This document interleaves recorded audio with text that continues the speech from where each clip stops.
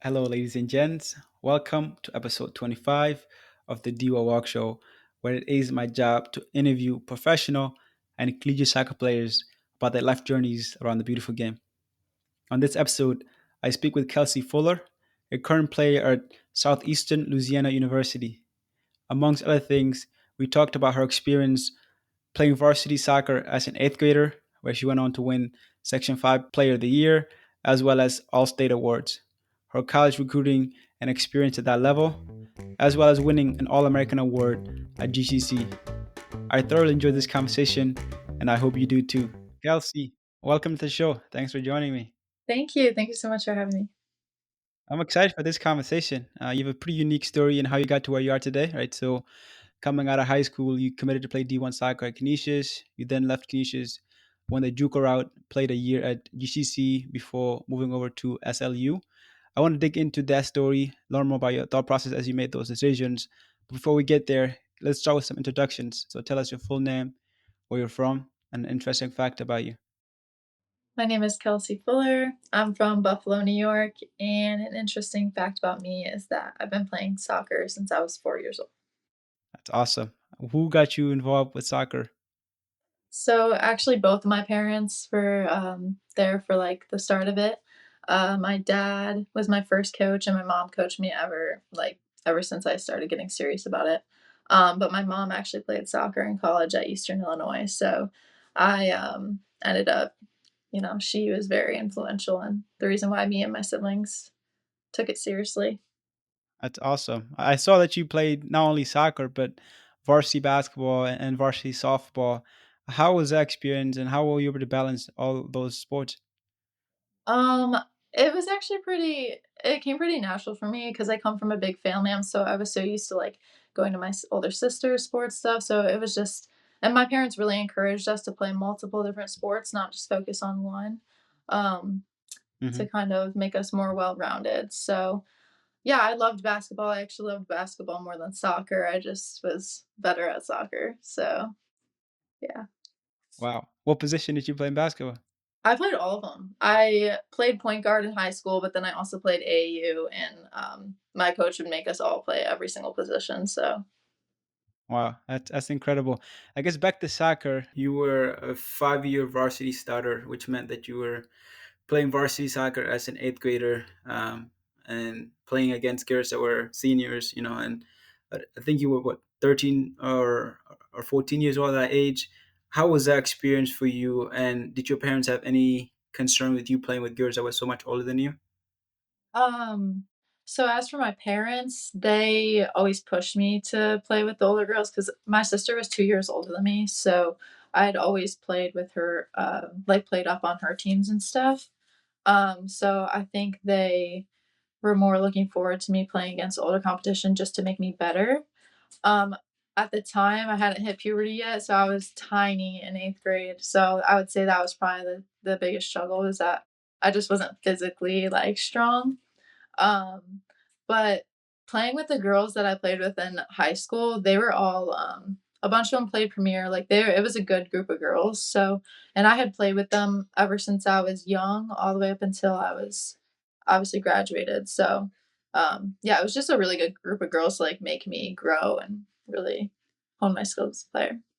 That's awesome. And it sounded like it worked because by your senior year, you won Section 5 State Player of the Year. You made the All State team and you helped the team to the state semis. Talk to us about that season and what it meant for you to win those awards and to do so well as a team.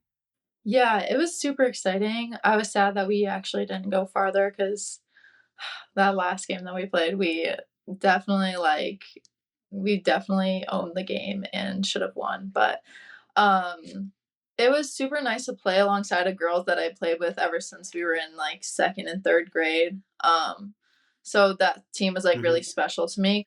Transitioning from high school soccer to club soccer, I believe growing up you played for the Flash Academy, which is one of the more premier teams out in Western New York. Talk to us about that experience and how you got involved with the Flash Academy.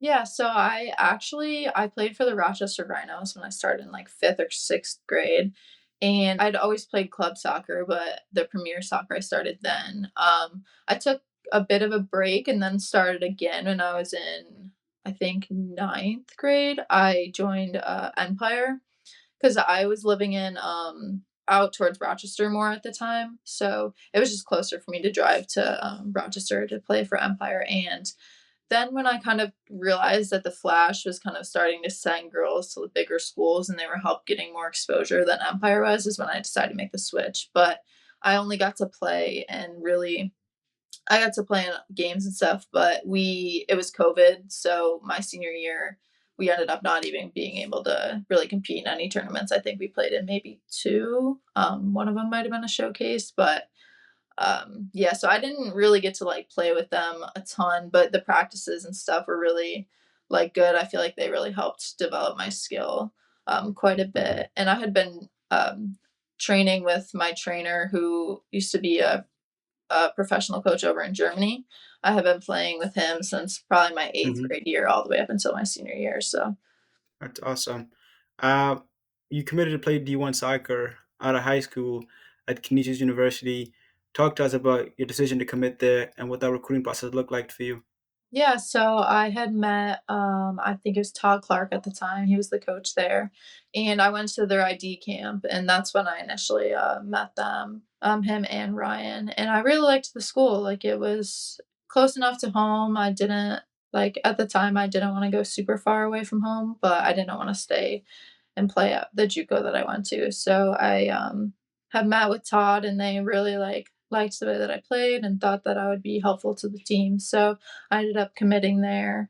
I was really excited that I was able to finally commit somewhere. I was just super like anxious about the whole process and everything. So it was really nice to just finally find somewhere and But yeah, I loved being in Buffalo. Like it was my favorite thing ever. I loved the school, how like the small vibe of it, and also just I really did enjoy my time there, even though it was shorter. Yeah. So you did a year at Canisius. You then left Canisius to go to Genesee Community College. Talk to us about that decision to leave Canisius and to go to GCC. Yeah, so when I decided to leave Canisius, it was more on like financial reasons and also just COVID being the time that it was. We weren't really playing a season, so I didn't really see the need to stay there. And also the JUCO coach that I went to, I've known him my whole life, and I just figured it would be easier for my sake to be close, super close to home, like just take that 15-minute drive to practice and class every day and just save money and just stay at home. And I'm really glad I did because I wouldn't have ended up where I am today. And my JUCO experience was my favorite thing ever. I met some of my closest friends in the entire world, and I've built such a good relationship with all of the people in the community. And I like can't even explain how close I am with my coach still. I go and run with him over the summers all the time. Like it was just my favorite thing ever. So That's amazing because it also worked out on the soccer field, right? Because you were an All American and made the All Region team as you score, I believe, 19 goals and had like 12 assists in 18 games, which is quite impressive. Talk to us about what the experience was like to be able to win those national awards. I went in my first season. We played that spring season, and instantly it felt like a team like I'd never been on before. All my teams were super close, but we were very, very close. And I like one of my best friends was on the team with me, and she played center mid with me. And so it was just we were all like I'd met girls from different areas, but we were all kind of had came from that small town feel, and we got along really well. And especially with Jeff as the head coach there, he has daughters. He knows how to deal with girls very well, and he knew how to kind of target that team dynamic that was really like that some coaches I feel like don't understand. So yeah, we were and his daughter is the assistant coach too. So they just worked really well together as coaches, and I felt like the team dynamic was really good because of them. And he didn't tolerate like a lot of things. So it was a pretty fine line, and I felt like he kind of ran things the way that they should be ran. But the team chemistry was amazing my first year, and my second year was even better when we went to the national tournament. So we ended up hosting the national tournament at GCC, and unfortunately, one of our key players did tear her ACL right in the regional final game. So it was kind of a struggle not having her there for the national tournament. It didn't really provide us with the outcome that we wanted, but it was a great experience, and I loved every single minute of it. That's amazing. Yeah, that team chemistry and the right coaching can make a lot of difference. And it seemed like you had all of those, which is awesome to hear. I'm assuming after that great season in which you won the All American, you had a lot of looks from D1 schools. Talk to us about your decision to join SLU and why you chose them. So at first, I wasn't sure if I even wanted to go back D1. I definitely like always had the thought in my mind, but I was just like D2 sounds fun and a little bit more like laid back than, I mean, obviously it definitely isn't, but um so I was kind of really like looking more at D2s, and I visited probably about like 8 or 9 schools. I visited some in, like, South Carolina and Delaware and places really just all over. I was actually about to commit to a school in South Carolina, and then I was like, it didn't feel right for me, so I liked the coach, I liked the girls, just something felt like it was missing, and I just really didn't know what. So I just was like, I'm just gonna keep looking. It was kind of getting close to the time. It was a stressful time. I was like, I should just pick somewhere, but I don't want to settle for something I don't feel like is like right for me. So I kept looking, and that's when I got into contact with SLU and Nathan, or their head coach at the time, was kind of transitioning, and he was like leaving and going to I can't remember what school he coaches at now. But so I reached out to my head coach Nathan, and we ended up exchanging contacts, and I sent him my film and everything, and he ended up offering me. And then it was like he offered me, and then I was on my official visit that like week later with all the rest of the girls that were coming in with me. So I got to meet all the girls I was coming in with and all the girls on the team in one weekend. So it was super nice. I came down here and I instantly the weather, like, so much different than Buffalo. It's Louisiana is different. And Louisiana never even crossed my mind because I've never even, like, been here. I've just had never even heard of anybody really, anything coming out of here besides LSU. So I didn't know what to expect. I came down here and instantly loved it.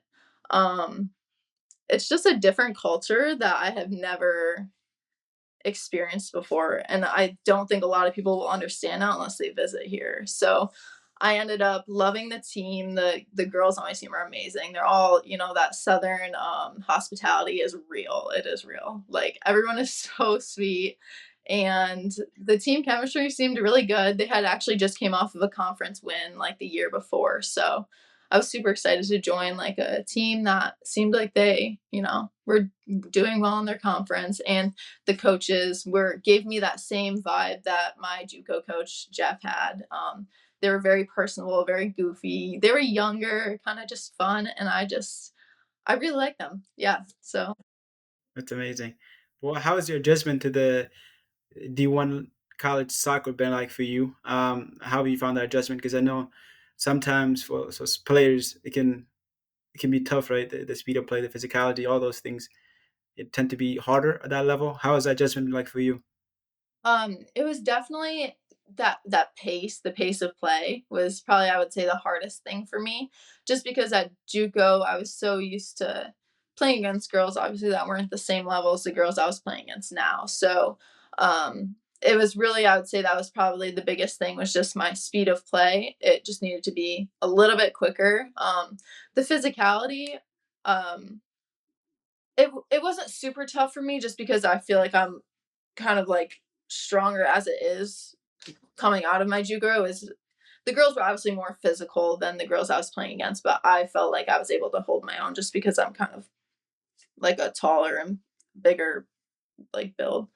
And I felt like when I played at Canisius, it kind of also helped me because I kind of knew what to expect going back D1 was that the speed of play was going to be quicker. So I was able to make more of an Yep, adjustment because I was that whole time before I came here was prepping on kind of what I needed to get back into going back to that level. that makes a lot of sense. You mentioned the speed of play being one of the things that you needed to adapt to quickly. I guess are there things that you did that kind of helped you with that speed of play? Was it like working on that first touch, or what are there any things that you come to mind that kind of helped you with increasing your speed of play? Yeah, so definitely I did a lot of before I came in, did a lot of ladder drills, a lot of stuff to make my footwork quicker. And just because I knew I was gonna have to get the ball off of my foot quick. I knew I wasn't gonna be able to dribble around a bunch of people like I would be able to do at my JUCO.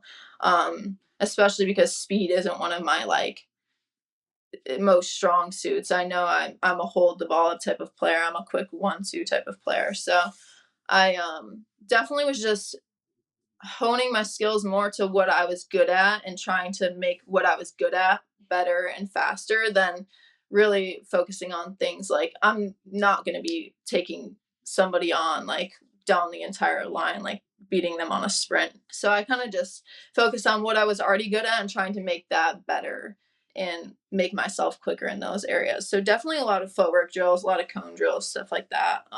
But yeah, my coach always says like get it off your foot as soon as it you have it. Like just pass and move, pass and move, pass and move. So that's what I was trying to take what he wanted and put it with what I was strong at.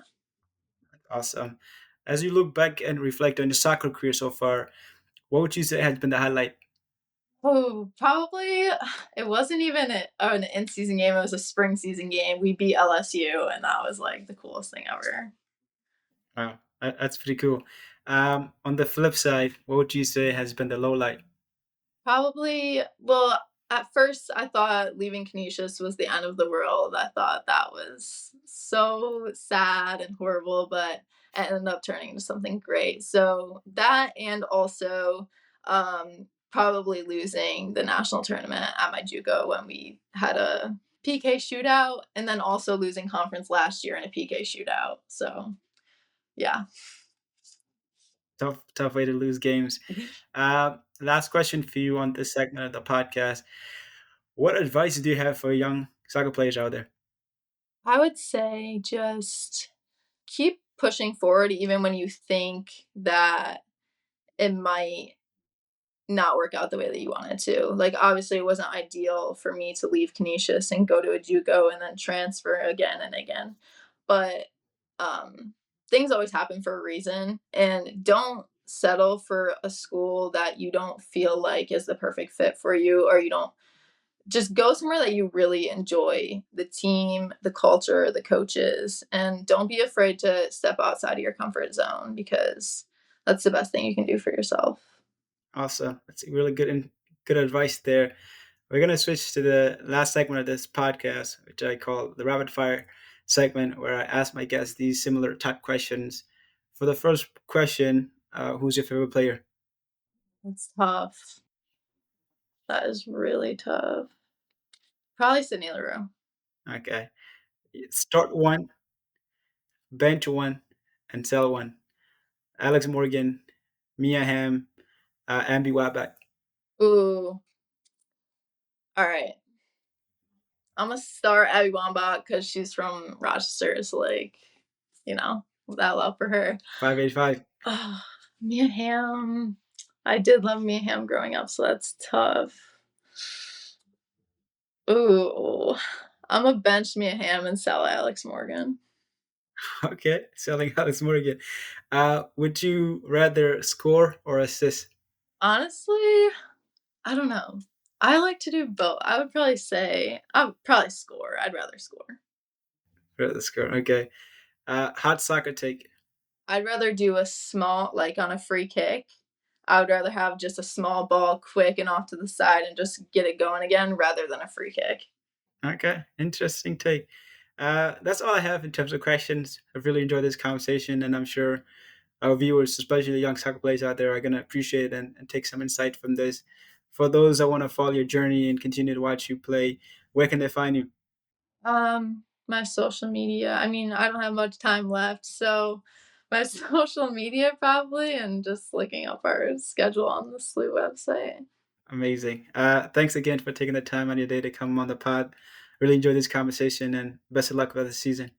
Thank you so much. Thanks for having me. Thanks for taking the time out of your day to listen and support this podcast. It is very much appreciated. Please follow the show if you don't already do so. The show can be found on YouTube, Instagram, TikTok, and the rest of the other major platforms. As always, be kind to yourself, be kind to others. Much love. This show is produced by Yak Awok and original music by Scott Holmes.